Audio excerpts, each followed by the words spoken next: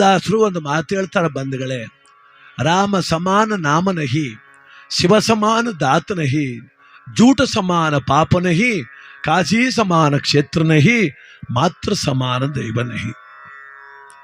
ತಾಯಿ ಆದವಳು ಮಕ್ಕಳಿಗೆ ಕೆಡುಕು ಬಯಸೋದಿಲ್ಲ. ಏನೋ ಕೆಲವು ಸಲ ಸಿಟ್ಟಲ್ಲಿ ಒಂದು ಮಾತು ಹೇಳ್ಬೋದು ಅಷ್ಟೇ, ಹಾಳಾಗಿ ಹೋಗು ಅನ್ಬೋದು. ಆದರೆ ಅಂತರಂಗದಿಂದ ಹೇಳೋದಿಲ್ಲ ತಾಯಿ, ಯಾವ ತಾಯಿನೂ ನನ್ನ ಮಕ್ಕಳು ಹಾಳಾಗಿ ಹೋಗ್ಲಿ, ನಾಶವಾಗಲಿ ಅಂತ. ಕೆಲವು ಸಲ ಮಕ್ಕಳು ಅಷ್ಟು ನೋವು ಕೊಟ್ಬಿಡ್ತಾರೆ ತಾಯಿದಿರಿಗೆ. ನೋಡಿ, ಒಂದು ಚೀನಾ ದೇಶದ ಒಂದು ಕತೆ ಇದೆ. ಚೀನಾ ದೇಶದಲ್ಲಿ ಒಂದು ಪುಟ್ಟ ಹಳ್ಳಿ ಇತ್ತು. ಅಲ್ಲಿ ಕಡು ಬಡ ಕುಟುಂಬ. ವಯಸ್ಸಾದ ಮುದುಕಿ 90 ವರ್ಷದೊಳೊಬ್ಬಳು, ಅವಳ ಮಗ, ಸೊಸೆ, 4 ಜನ ಅವ್ರಿಗೆ ಮಕ್ಕಳು. ಅವನೊಬ್ಬನೇ ದುಡಿತಾನೆ. ಎಷ್ಟು ದುಡಿದ್ರೂ ಸಾಲ್ತಿಲ್ಲ. ಮಕ್ಕಳಿಗೆ ಅನ್ನ ಸಾಲ್ತಿಲ್ಲ, ಹಾಲು ಸಾಲ್ತಿಲ್ಲ. ಕೊನೆಗೆ ಆ ಹೆಂಡತಿ ಹೇಳ್ಕೊಟ್ಲಂತೆ ಗಂಡನಿಗೆ, ನಿಮ್ಮ ತಾಯಿ ಒಬ್ಬಳಿಲ್ಲ ಅಂದಿದ್ರೆ ನೀ ತರೋ ದುಡಿಮೆ ನಮಗೆ ಸಾಕಾಯ್ತಿತ್ತು. ಆ ಮುಪ್ಪಿನ ಮುದುಕಿ ಬಾಗ್ಲಲ್ಲಿ ಕುಂತವಳೆ. ಆ ಹೆಂಡತಿ ಹೇಳ್ತಾಳೆ ಗಂಡನಿಗೆ, ನಿಮ್ಮ ತಾಯಿ ಇಲ್ಲ ಅಂದಿದ್ರೆ ನೀ ತರೋ ದುಡಿಮೆ ನಮಗೆಲ್ಲ ಹೊಟ್ಟೆ ತುಂಬ ಅನ್ನ ಆಗ್ತಿತ್ತು. ಈಗ ನೋಡು, ನಾವು ತಿನ್ನೋ ಅಂದಲ್ಲಿ ಸುಮ್ಮನೆ ಕೂತ್ರೊಳಗೂ ಪಾಲು ಕೊಡಬೇಕೀಗ. ಅದಕ್ಕೆ ಗಂಡ ಅಂತಾನೆ, ಅದಕ್ಕೆ ನಾನು ಏನು ಮಾಡಲಿ? ನನ್ನ ತಾಯಿಗೆ ಸಾವು ಬರ್ತಿಲ್ಲ, ಸಾವು ನಾವು ಕರೆದ್ರೂ ಬರೋದಿಲ್ಲ. ಅದಕ್ಕೆ ಇವಳು ಹೇಳದ್ಲಂತೆ ಹೆಂಡತಿ, ನೋಡು ನನ್ನ ಮಾತು ಕೇಳು, ನಿಮ್ಮ ತಾಯಿ ಕರ್ಕೊಂಡೋಗಿ ಎಲ್ಲರೂ ದೂರ ಬಿಟ್ಬಿಟ್ಟು ಹೊಂಟು ಬಾ. ಇವತ್ತಲ್ಲ ನಾಳೆ ಸತ್ತೇ ಸಾಯ್ತಾಳೆ. ಅವಳೊಬ್ಬಳಿಲ್ಲ ಅಂದ್ರೆ ನನ್ನ ಮಕ್ಕಳಿಗೆ ಹೊಟ್ಟೆ ತುಂಬ ಅನ್ನ ಆಗ್ತದೆ. ಇವಳು ತಾಯಿನೇ. ಅವನು ತುಂಬ ಯೋಚನೆ ಮಾಡ್ದ, ದುಃಖ ಮಾಡ್ದ. ಒಂದು ಕಡೆ ಎತ್ತ ತಾಯಿ, ಅವಳನ್ನು ದೂರ ಬಿಡೋದು ಹೆಂಗೆ? ಇನ್ನೊಂದು ಕಡೆ ಎಷ್ಟು ದುಡಿದ್ರೂ ಮಕ್ಕಳಿಗೆ ಅನ್ನ ಇಲ್ಲ, ಇವ್ರು ಸಾಕೋದು ಹೆಂಗೆ? ತೀರ್ಮಾನ ಮಾಡ್ಕೊಂಬಿಟ್ಟ, ನಿಜ ಹೆಂಗೋ ಸಾಯ್ತದ ನಮ್ಮ ತಾಯಿ, ಎಲ್ಲರೂ ಕರ್ಕೊಂಡೋಗಿ ದೂರ ಕಾಡಲ್ಲಿ ಬಿಟ್ಟು ಬಂದ್ಬಿಡುವ ಅಂತ.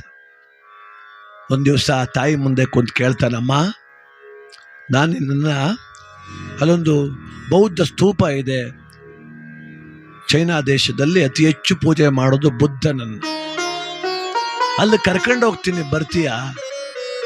ಅಜ್ಜಿಗೆ ಸರಿಯಾಗಿ ಕಣ್ಣು ಕಾಣಲ್ಲ, ನಾನು ಹೆಂಗೆ ಕರ್ಕೊಂಡು ಹೋಗ್ತೀಯಪ್ಪ ಅಂದ್ಲು.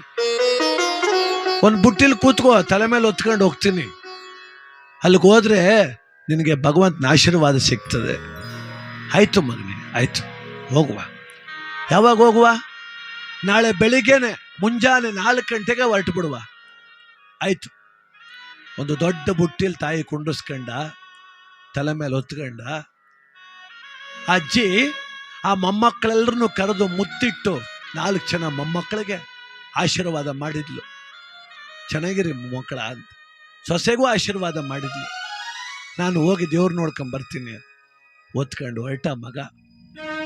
ಅವನ ಆಸೆ ಏನು ಅಂದ್ರೆ, ಹಂಗೇ ನಿದ್ರೆ ಬಂದು ಮಲ್ಕೊಂಡ್ಬಿಡ್ತಾಳೆ ನನ್ನ ತಾಯಿ, ಅವಳು ನಿದ್ದೆ ಬಂದಾಗ ಎಲ್ಲಾರ ಒಂತಾವ್ ಬಿಟ್ಟು ಬಂದ್ಬಿಡುವ ಅಂತ.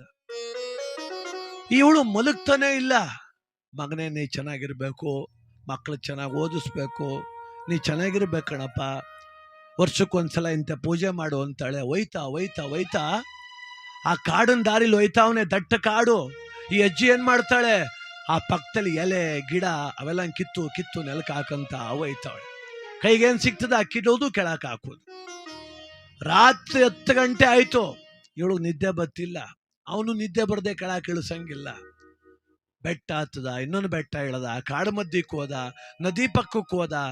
ಈ ಅಜ್ಜಿ ಮನಗ್ತಾನೆ ಇಲ್ಲ. ಹೆಂಗ್ ಕೆಳಕ್ ಬಿಡೋದು ಅವಳನ್ನ? ಕೊನೆಗೆ ನಡೀಕಾಗ್ಲಿಲ್ಲ. ಅಜ್ಜಿ ಅಂದ್ಲು, ಮಗನೇ ಇಳಿಸು. ಯಾಕಮ್ಮ? ನನ್ನ ಇಳಿಸು ಕೆಳಗಡೆ. ಇಳಿಸ್ತೆ ಕಣಮ್ಮ, ಹೋಗಪ್ಪ ಮನೆಗೆ ಅಂದ್ಲು. ನೀನು? ಮಗನೇ, ಮೊನ್ನೆ ರಾತ್ರಿ ನಿನ್ನ ಹೆಂಡತಿ ನಿನಗೆ ಹೇಳ್ಕೊಡ್ತಿರ್ಲಿಲ್ಲ, ನಿಮ್ಮ ತಾಯಿ ಇಲ್ಲ ಅಂದಿದ್ರೆ ನಮ್ಮ ಮನೆಗೆ ಹೊಟ್ಟೆ ತುಂಬ ಅನ್ನ ಆಗ್ತಿತ್ತು, ಅವಳನ್ನ ಬಿಟ್ಟು ಬಾ ಅಂತ ಹೇಳಿದ್ಲಲ್ಲ, ನಾನು ಕೇಳಿಸ್ಕೊಂಡೆ ಕಣಪ್ಪ, ನಾನು ಕೇಳಿಸ್ಕೊಂಡೆ. ನಾನು ಬರೋಕ್ ಸಿದ್ಧ, ನಿನಗೆ ತೊಂದರೆನೇ ಕೊಡ್ತಿರ್ಲಿಲ್ಲ, ನನ್ನ ಕಣ್ಣು ಕಾಣಲ್ವಲ್ಲ. ಹೋಗು, ಸದ್ಯ ನನ್ನ ಮಗನಾಗಿ ಹುಟ್ಟಿ ಒಳ್ಳೆ ಕೆಲಸ ಮಾಡಿದೆ. ಈ ದೇಹ ಮಣ್ಣಲ್ಲಿ ಮಣ್ಣಾಗ್ಬಿಡ್ತಿತ್ತು, ಈಗ ಯಾವ್ದಾದ್ರು ಒಂದು ಪ್ರಾಣಿಗೆ ಆಹಾರನ ರಾಯ್ತೀನಿ. ಅಮ್ಮ ಬರೋ ದಾರಿನಲ್ಲಿ ಎಲೆ ಎಲ್ಲ ಕಿತ್ತಾಕೊಂಡ್ ಬಂದಿದೆಯಲ್ಲ, ವಾಪಸ್ ಬಂದ್ಬಿಡುವ ಅಂತ ಕಿತ್ತಾಕ್ಬಿಟ್ಟು ಬಂದ ಅಂದ. ಅದಕ್ಕೆ ಆ ಮುದುಕಿ ಅಂತಾಳೆ, ನನ್ನ ಕಣ್ಣೇ ಕಾಣಲ್ಲ ಕಣೋ ಮಗಳೇ, ನಾನು ಯಾಕೆ ಕಿತ್ತಾಕೊಂಡ್ ಬಂದೆ ಗೊತ್ತಾ? ನನ್ನನ್ನು ಬಿಟ್ಟು ಬರಬೇಕು ಅನ್ನೋ ಆತರದಲ್ಲಿ ನೀ ದಾರಿ ತಪ್ಪಿಟ್ರೆ ಮಗನೇ ನಿನ್ಗತಿ ಏನಪ್ಪ. ಈಗ ವಾಪಸ್ ಹೋಗುವಾಗ ನಾನು ಯಾವ ದಾರಿಲಿ ಎಲೆ ಕಿತ್ತಾಕೊಂಡ್ ಬಂದಿನ ಅಲ್ಲೇ ಹೋಗೋಕಂದ. ನಾಳೆ ಸಂಧ್ಯೆ ಹೊತ್ತು ಮನೆ ಸೇರ್ತೀನಿ ಅಂದ್ಲು ಆ ತಾಯಿ. ಆ ತಾಯಿ ಪಾದ ಹಿಡ್ಕಂಗುಳೋ ಅಂತ ಹತ್ತು ಬಿಟ್ಟ. ಅಮ್ಮ ನಿನ್ನನ್ನು ತಗೊಂಡೋಗಿ ಕಾಡಕ್ ಬಿಡ್ತೀನಿ ಅಂತ ಸತ್ಯ ಗೊತ್ತಿದ್ರು ನಾನ್ ದಾರಿ ತಪ್ಪಾರ್ದು ಮಗ ಅಂತ ಕಾಯ್ತಿಯಲ್ಲ ತಾಯಿ, ನಿನ್ನ ಬಿಟ್ಟು ಹೆಂಗಮ್ಮ ಬದುಕೋದು? ಬಾ ಅಮ್ಮ, ನನಗೊಂದು ತುತ್ತು ಕಡಿಮೆ ಆದ್ರೂ ಸರಿಯೇ, ಕಟ್ಟ ಕಡೆವರೆಗೂ ನಿನ್ನನ್ನು ಸಾಕ್ತೀನಿ ಅಂತ ವಾಪಸ್ ಮನೆ ಕರ್ಕೊಂಬಂದ. ತಾಯಿ ಹೃದಯ ಅದು. ನನ್ನ ಮಗ ಕರ್ಕೋ ಕಾಡಕ್ ಬಿಡ್ತಾನೆ ಅಂತ ಆ ತಾಯಿ ಅಳ್ಳಿಲ್ಲ. ನನ್ನ ಮಗ ದಾರಿ ತಪ್ಪಿಡ್ತಾನೆ ಅಂತ ದಾರಿ ಗೊತ್ತಾಗ್ಲಿ ಅಂತ ರಸ್ತೆಲೇ ಎಲೆ ಕಿತ್ತು ನೆಲಕ್ಕೆ ಹಾಕಿಲ್ಲಮ್ಮ.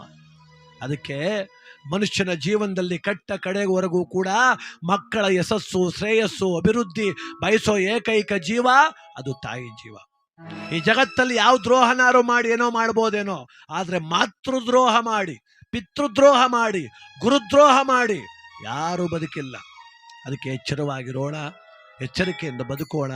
ತಾಯಿಯೇ ದೈವ, ತಾಯಿಯೇ ಕಟ್ಟ ಕಡೆಯವರೆಗೂ ನಮ್ಮನ್ನು ಸಲಹುವ ದೈವವಾಗ್ಲಿಕ್ಕೆ ಸಾಧ್ಯ ಬಂದ